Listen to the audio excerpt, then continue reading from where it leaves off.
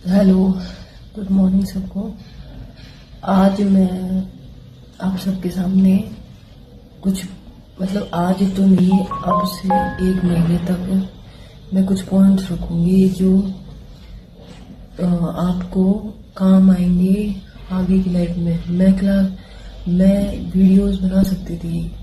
Coaching classes को start लेके, जो कि मैं करा रही हूँ, या फिर कोई और चीज़ों को लेके, लेकिन नहीं, मैं अब से 30 दिन तक वो सीख दूंगी जो एक लड़की को उसकी एजुकेशन से भी ज़्यादा काम आएंगे, जो मैंने खुद एक्सपीरियंस किए हैं कि लाइफ में कभी कोई पेरेंट्स साथ नहीं देते, कभी कोई दोस्त या कोई और साथ नहीं देता, कोई पति साथ नहीं देता, आपका अपनी एजुकेशन और स्किल साथ देगी।